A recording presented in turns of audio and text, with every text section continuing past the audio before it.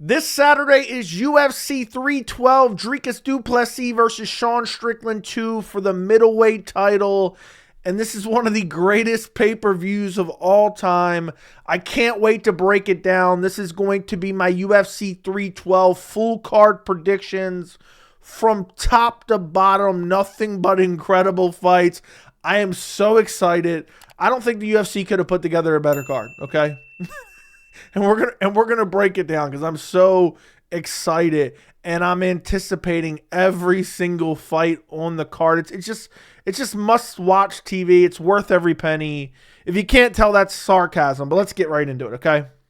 Let's cut the shit and get right into it. First fight on the card, we have Hyun Sung Park versus Naim Jargol Tumendemberel. What a hell of a fight to open up the card, man. This is a hell of a This actually isn't a horrible fight. 9-0 Hyun Sung Park, who came off of road to the UFC. And, he has a couple wins in the UFC. He has a win over Shannon Ross. I forgot about Shannon Ross, but he has a win over Shannon Ross. Has decent hands, decently fast. You have Tumendemberel coming off a loss against Carlos Hernandez, which I thought he lost that fight. I actually picked Carlos Hernandez to beat him in that fight. Had some moments, rocked him, but just was really outmatched. I mean, Tumendemberel has okay grappling, okay striking.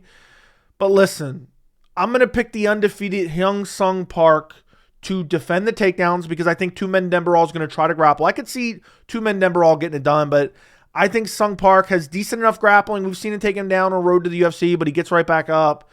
I think he has faster hands. He has decent power. And I see him being able to stuff the takedowns and land on the feet. I don't think Tumendemberel is going to be able to just impose his will with the grappling. So I'm going to pick Hyun Sung Park. I'm going to pick him to get it done via decision.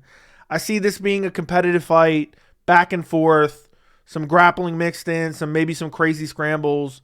Both guys will have decent cardio. Tumendemberel also has some power. He hurt Carlos Hernandez, so maybe he can get it done. But I'm going to pick the undefeated Hyun Sung Park to get it done. I'm going to say via decision. Next fight on the card, we have Quinlan Salkilld versus Anshul Jubli. I mean, what a joy. What a joy. Listen, this breakdown of this fight really isn't that meaningful. Because listen, it doesn't matter what Salkilld has done, which he hasn't done that much. He's 7-1. He hasn't fought the best opposition. But you're talking about an Anshul Jubli who lost to Mike Breeden. He got finished by Mike Breeden. Mike Breeden was barking at him, walking him down. Now, Jubli's decent, man. Well, he was. But you got only one win against Teixeira, who isn't that good either. Before that was road to the UFC. I know people kind of wanted to get behind him because he's an Indian fighter, but I think Salkilld, I watched his Dana White's Contender Series fight. He's a scrappy fighter, has decent grappling, has good cardio, has decent striking, goes for the finish to the last second. He was looking for an arm triangle at the very end of the third round against Gage Young, who he fought on Contender Series. And I'm just not picking an Anshul Jubli who got barked at by Mike Breeden and then finished by Mike Breeden in the most embarrassing performance I've ever seen. That's like a Mike Malott, Neil Magny performance. You just can't forget about it. So I'm going to pick Quinlan Salkilld to get it done. I think he's gritty enough and has like that pace and pressure to eventually find a finish himself. So I'm going to pick Quinlan Salkilld. I'm going to say second round TKO. He gets it done over Anshul Jubli. Next fight on the card, we have Jonathan Micallef. I forgot how to pronounce his name. I don't think it's that. But anyway, you have Jonathan versus Kevin Jousset.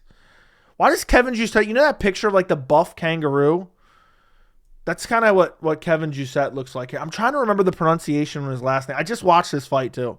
He's kind of gritty, nonstop pressure, decent pace, decent grappling. Got a pretty crazy triangle in his fight where he was in like a ninja choke. I wish I could remember the pronunciation of his last name. Micallef, I think is what it is.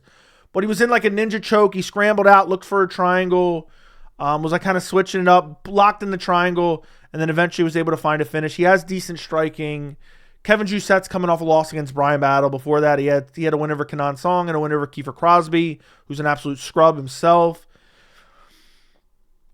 I could see this fight going either way, but I'm gonna go buff kangaroo. I'm gonna pick Kevin Jousset to get it done. I mean, he can be bullied. We saw Bryan Battle bully him, but he's had a decent amount of time off. It's not like he's returning too quickly. He has really solid kickboxing. I think he has better kickboxing than Micallef, and I think his takedown defense is all right. He's rangy. He's got a decent jab. And I think he'll be chopping at the legs. And I don't see him engaging too much in the grappling. And it's not like Micallef is going to be able to ragdoll him to the ground. I don't think he has that type of grappling to be able to do that. So I'm going to pick Kevin Jousset to go out there and outstrike him. I think it'll be a competitive fight. I think Micallef maybe wins like the third round. But I'm going to pick Kevin Jousset to get it done. I'll say a 29-28 decision. Next fight on the card. We have Rongzhu versus Kody Steele. Apparently I can't click on this fight. Listen, Rongzhu has had like different runs in the UFC and, kind of wins and losses. His last fight, he lost to Chris Padilla. It was a doctor stoppage. I think it was a cut, if I'm not mistaken. It was from an elbow. I just watched that fight yesterday. But he looked okay in that fight, but he was really kind of getting outstruck. Look, I think what this fight comes down to, I think it's going to be primarily striking, and I think Kody Steele has the better striking. He has crisp striking. He looked good on Dana White's Contender Series. He got to finish with a body shot. I think he's far more technical than a guy like Rongzhu. And Rongzhu, can he mix in the grappling? Sure. But I'm not counting on him to be able to take him down. It's not like Kody Steele has shown some massive hole in his game in the grappling. But then again, he hasn't fought that many guys. He's 7-0 and fought Chasen Blair and Alejandro Martinez and a guy who's 12-6. He's getting a lot of finishes. So could he finish Rongzhu? But Rongzhu's kind of durable. So I'm going to pick Kody Steele to get it done via decision. I could see Kody Steele going out there and putting him away. He does have a lot of finishes. He does have good power in his hands. He does have the better striking. But I don't think Rongzhu is so bad that he can't be able to survive and have a somewhat competitive fight. So I'm going to pick Kody Steele to get it done via decision. What a banger fight. Can't wait for that one. Next fight on the card, okay? We have Silhouette versus Silhouette. We have Colby Thicknesse versus Alessandre Topuria. I believe it's Ilia Topuria's older brother, slightly older brother, if I'm not mistaken. You can't see it because all he has is a silhouette here. Like UFC, get on your shit. How is it crazy Tapology is able to have pictures of these guys, but yet somehow the UFC can't update their silhouettes? Look, Colby Thicknesse kind of looks like Eminem is like a 65-year-old grandfather. And he's like a Kentucky State Fair guy, and he's coming in on short notice. He is 7-0, which is relatively inexperienced, but Topuria's 5-1 and got KO'd, but that was 9 years ago. So at that point, he's 20 years old, so who cares? But he's only had 3 fights since then. He's really only been fighting the last 3 years. He's KO'd everyone, but listen to the records of the guys he's beaten. 3-1, 1-9. What? He beat a guy who's 1-9. I'd whoop this guy's ass. Alberto Ibanez. I would wreck that dude and take his wallet. He's 1-9. Okay. I looked at this earlier, but I just couldn't believe 7-18 is the guy before that. So don't get me wrong. I mean, could Alessandro Topuria get exposed? Sure, he could. But he has decent striking. He has decent KO power. He's training with his brother. I'm assuming he has salvageable jiu-jitsu.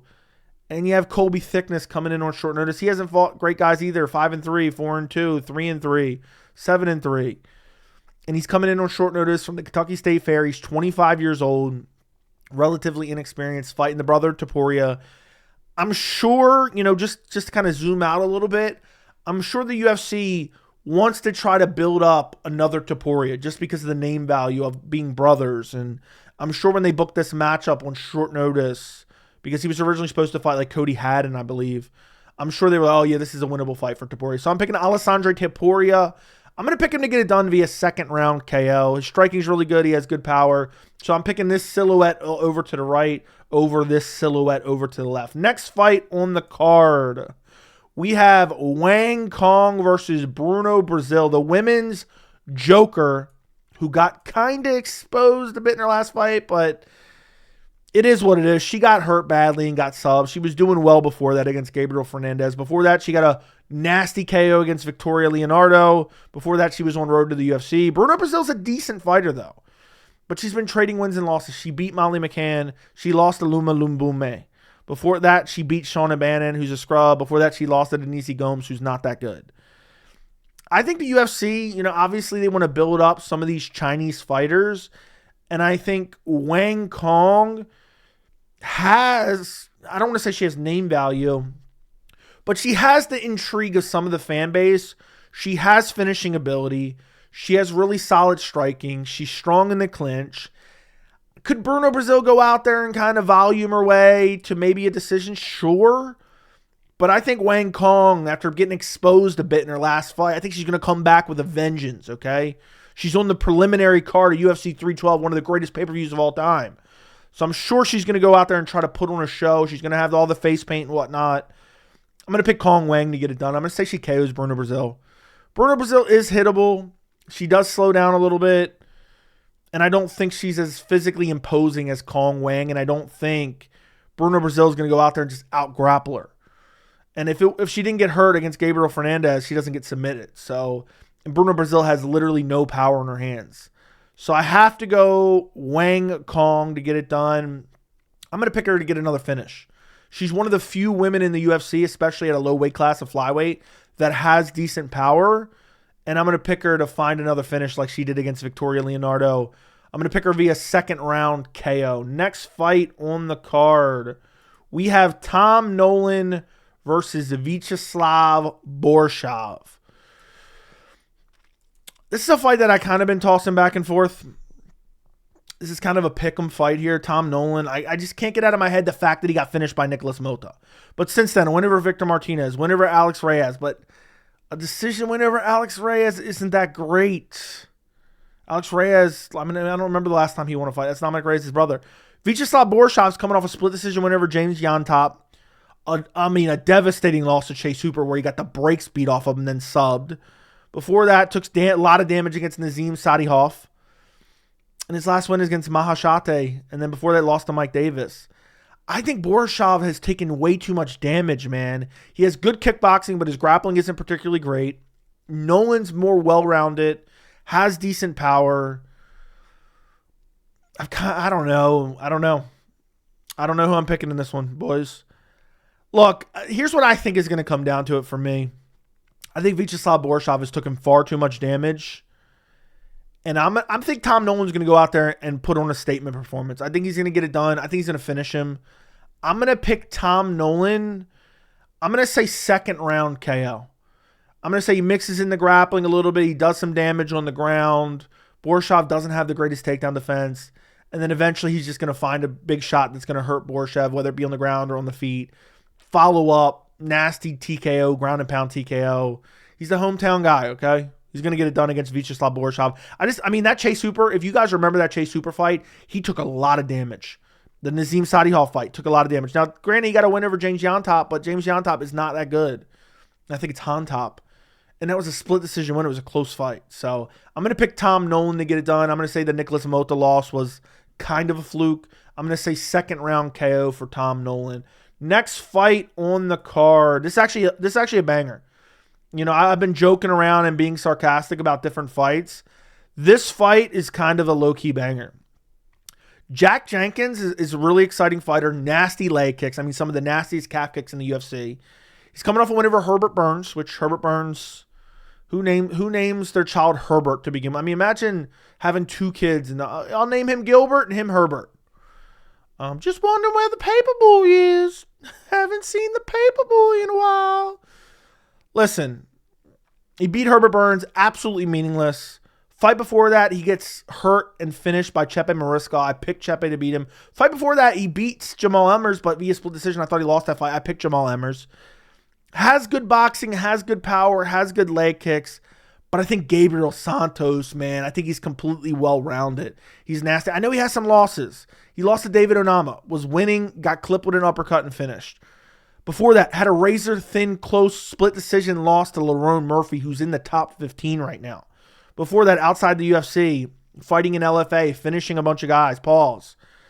I think Gabriel Santos is better everywhere. I think he can mix in the grappling. I think he has the better jiu-jitsu. I think he has the striking and athleticism and reaction time to deal with some of the leg kicks of Jack Jenkins, which is primarily the way he does damage. And I think he has better hands. So I'm going to pick Gabriel Santos to get it done. I do think it's going to be a banger. I'm going to say both guys survive. There's a lot of damage dished out in this fight. But I think Gabriel Santos wins via decision. I think it'll be a pretty clear win for Gabriel Santos. I just think he's better everywhere. I know it's crazy. He has 2 losses. But, I mean, David Onama and Lerone Murphy, for your first 2 fights, that's your UFC debut against Lerone Murphy. That's no easy task, and he had a razor-close fight there. And he showed very good grappling, very good scrambles, very good striking, good power. He's super well-rounded. I think he could be potentially a top 15 contender in the featherweight division eventually. I'm not going to say anytime soon. But I think Gabriel Santos gets it done against Jack Jenkins. Moving up the card. The main card. The main card, boys. We have Jake Matthews versus Francisco Prado on a main card in 2025. What kind of sick joke is this? What kind of sick, twisted joke is this? Do you guys remember when Jake Matthews fought Andre Fialho? It was 3 years ago. He looked like, a world-class, like he had just improved to be an elite-level fighter overnight. Well, then we found out Andre Fialho is just a scrub, and it was kind of a one-off performance by Jake Matthews, because afterwards he loses to Matthew Semmelsberger, who's no longer on the roster. Then he beats Darius Flowers, didn't look particularly great in that fight. I think Darius Flowers took it on short notice, if I'm not mistaken. Then loses to Michael Morales, no shame in that. Most recently beat Philip Brell. Francisco Prado lost to Daniel Zellhuber, no shame in that. Beat Atman Azaitar, KO'd him, and lost to Jamie Malarkey. Jake Matthews is inconsistent. That's why it's hard to pick him. He's decently well-rounded. He's good. I mean, he's not horrible anywhere. He's not great anywhere either. Prado has a good chin, but takes a lot of damage. He has good power. He's decent. Doesn't have any huge glaring holes in his game. I'm going to take Jake Matthews. I think that this is going to be a Jake Matthews who is a decent, well-rounded guy who shows up to actually perform again. And I think he'll probably bust up Francisco Prado. He'll mix in the grappling a little bit. He'll be able to do more damage on the feet. Plus, I mean, Prado's still 22 years old. He's still, looking to improve. And also, massive reach advantage. I mean, we're looking at a 4-inch reach advantage for Jake Matthews. I think he'll use that in the striking. He's a pretty technical striker when he does show up. So I'm going to pick him to beat Francisco Prado. I'm not going to say he's going to finish him. I mean, Zellhuber's not finishing him. Malarkey didn't finish him. But Francisco Prado at 22 years old, beating an Atman Azaitar who's on his way out at the end of his career. You remember that whole Fight Island thing where he's scrambling around with a sack of potatoes allegedly. That win doesn't do enough for me. And then his only other wins are outside the UFC. And he has lots of finishes. But Jake Matthews isn't a guy that's really easily finishable. So I'm going to pick Jake Matthews to get it done. I'm going to say he gets it done via decision to open up the pay-per-view main card. I mean, what a fight to open up the main card. Next fight on the card. I mean, this is... I think I might buy the pay-per-view twice, to be honest. I really think I might buy the pay-per-view twice. Jimmy Crute versus Rodolfo Bellato. Man, should this be the featured fight? Should this be the... I know I'm being sarcastic a lot, but 312 really is disappointing. Is anyone else disappointed with 312? Jimmy Crute is on a main card in 2025. Ew. He's lost like his last 4 fights. He lost his last fight to Alonzo Menefield. Before that, it ended up being a draw against Alonzo Menefield. Before that, got KO'd by Jamal Hill. Before that, got finished by Anthony Smith. His last wins against Modestas Bukauskas, who has since left the UFC and came back. And he's fighting Rodolfo Bellato, who's got a win over Ihor Potieri in his last fight. Crazy comeback. Almost got finished and was able to come back and win. Before that, win on Dana White's Contender Series. Has lots of finishes. Is big for the weight class. Has nasty power. Decently well-rounded. He's not a great fighter by any means. He's not like elite anywhere. But he has good power. Jimmy Crute, he's like a little bit pigeon-toed. He doesn't have great footwork. His striking isn't great. I think he's going to try to grapple here. I think Bellato is going to have a size advantage, a strength advantage, has decent takedown defense. Like, I just don't see a path to victory for Jimmy Crute. At 28 years old, He's got a lot of miles on him. He took a lot of damage against Alonzo Menefield, and that was a year and a half ago. Where is the time gone? It was 2 years ago, their first fight. Where has the time gone? I don't know. I genuinely don't know. But at least he took some time off, but I'm not picking Jimmy Crute to get it done. I don't think I'll ever pick Jimmy Crute again.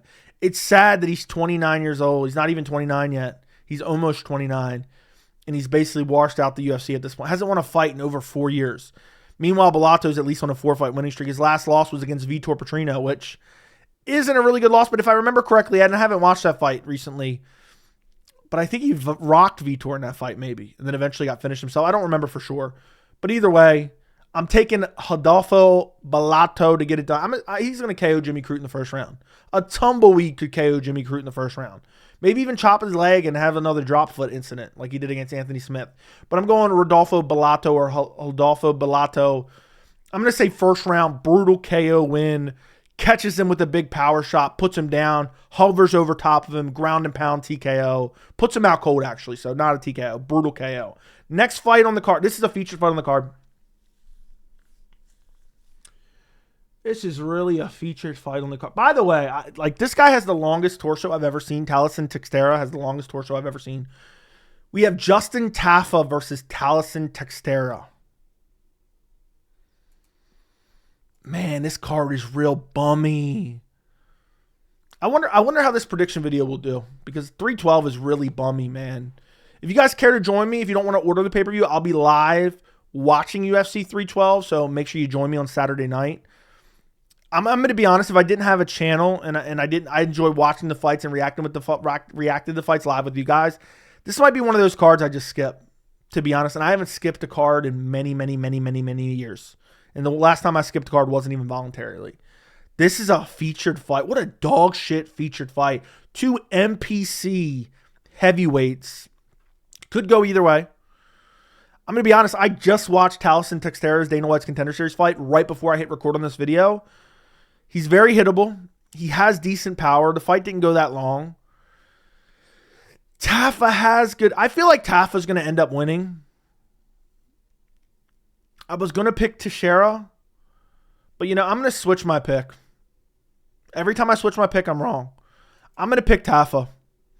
I know he's bummy, man, but it's his takedown defense. It's super bummy. And I don't know if Teixeira is going to shoot on him. Yeah, I'm gonna flip my pick right now. Maybe I'm gonna pay for every time I flip a pick, I pay for it. But listen, I think Tafa is the better striker. He can rip to the body as well. This dude's 6'7" with the longest torso known to man. Looked like he's been stretched out. Pause. And I could see Tafa just doing one of those Mark Hunt walk-off KOs. The dude he fought on Contender Series, Arthur Lopez, was landing some good shots before he got KO'd. So Justin Tafa has decent leg kicks. He has amazing power in his hands. He has the hometown advantage. He's coming off that loss against Carl Williams. What an embarrassing performance. Before that, beat Austin Lane. I think Talison Teixeira is another Austin Lane. So I didn't want to pick Tafa because the Tafa brothers are straight up bums when it comes to MMA and not just purely striking. But I'm not picking a dude with this long of a torso. So I'm going to pick Justin Tafa to get it done. I'm going to say first round KO for Justin Tafa. That's what I'm going to pick. For the featured fight on UFC 312, that's what I'm going with. Next fight on the card. Finally, we're getting into some decent fights. Next fight on the card, we have Zhang Weili versus Tatiana Suarez. This is actually a banger. Listen, Zhang Weili is the elite of the elite, okay? Her only real losses are to Rose Namajunas. One via split decision in a fight I thought she won, but was razor close. The other one, kind of a fluky head kick KO in the first 10 seconds against Rose Namajunas. But since then, she beat Joanna Jędrzejczyk via spinning back fist. She beat Carla Esparza to get the title back. She beat Amanda Lemos. She beat Yen Xiaonan. All quality wins. Now, I will say, she's 35 years old. At some point, you're going to fall off. But is it going to be against 10-0 Tatiana Suarez, who hasn't fought in a year and a half? Her last win was against Jessica Andrade. She was showing up for a paycheck. Before that, Montana De La Rosa. Before that, Nina Nunes. I don't... Like, you go 4 fights back where Suarez beat Carla Esparza. That was 6.5 years ago. She's been injury ridden. She's 34 years old. She's got a lot of hype. Her striking is okay. Her wrestling is where she wins the fight. And Rose was able to mix in the wrestling a little bit. But can Tatiana, first of all, let me scroll down a little bit. Can these chicken legs survive Weili's leg kicks? I think Weili's a significantly better striker as well. And, it's like Zhang Weili is such a ball of muscle. She's very hard to take down, and she's been working on her wrestling. She's really been working on her wrestling. She looked good against Yan Xiaonan using it. She looked good against Amanda Lemos using it. There was a couple times where she became a little bit uncomfortably close to submissions in the Lemos fight, which makes me worried because Tatiana Suarez is pretty good jiu-jitsu, submitted Jessica Andrade, submitted Montana de la Rosa, But again, Montana de la Rosa 2 years ago, like, you can pick Tatiana Suarez, but you're really banking on her potential and her hype. And the fact that Weili's been around forever and has more miles on her at 25-3 than Tatiana has at 11-0, which Topology has her 10-0. I don't know what the discrepancy there is. But listen, Weili's been a proven elite level fighter. She has better wins in her last 2 fights than Tatiana Suarez's entire UFC career, entire career in general. So you got to go Weili Zhang. And I just think, I think Tatiana Suarez is tough enough where she'll probably survive. If she does get finished, it'll be like the 3rd or 4th round because we really don't know how her cardio is. Who knows? She might tear an ACL mid-fight. I could see like a injury stoppage in between rounds because the leg kicks add up and Tatiana Suarez, ACL, MCL, and PCL all burst mid-fight. But yeah, I'm going to go Zhang Weili. I'm going to say decision. I'm going to say she wins it pretty cleanly. I think there'll be some tense moments where Suarez gets her down, maybe gets in like a full mount, or maybe starts to lock in an arm triangle, but like Weili's like baiting her to be able to scramble to get up. But I trust that Weili can avoid the grappling. She has a good game plan coming in. She has decent fight IQ, and her striking is way superior. Her experience level is way superior, and she's been far more active. I know she fought 9 months ago. She fought a year and a half ago. She fought 2 years ago. Meanwhile, Tatiana, year and a half ago and 2 years ago, and then 6 years ago. 3 fights in 6 years. I know she's 10-0. I know she has a lot of hype. I'm not picking her to get it done against Weili Zhang. I think Weili Zhang defends her title. I'm going to say she wins a comfortable 49-46 unanimous decision against Tatiana Suarez. Next fight on the card, the real fight that we actually care about, okay? And barely because it's an undeserved title shot, of Jab and Teep Sean Strickland. The rematch between Dricus Du Plessis and Sean Strickland. Who am I going to pick? I'm going to be honest. First fight, I was picking Sean Strickland. And I pick flipped like a couple weeks before to Dricus Du Plessis because I seen that Sean Strickland was such a beta male and he was crying and Dricus had him all emotional and scared. And Dricus is just a savage, man. I know he looks bummy, but he's not. If it's effective, it works. And in their first fight, I know it was close.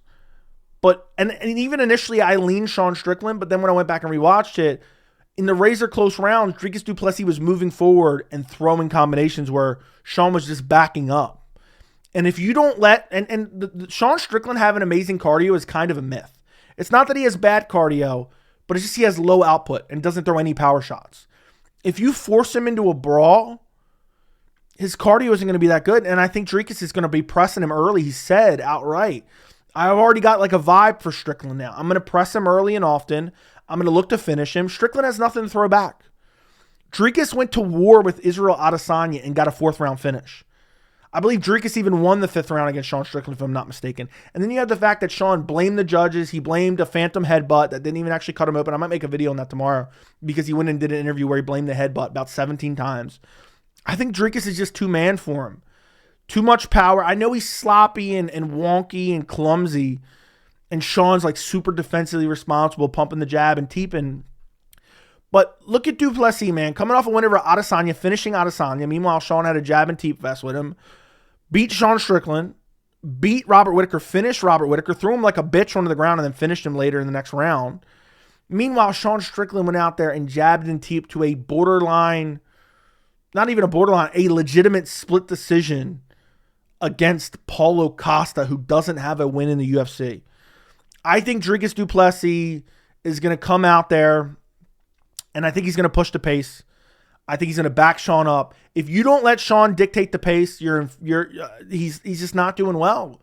He has to be the bully, literally in real life, verbally, or otherwise he starts crying like a little bitch.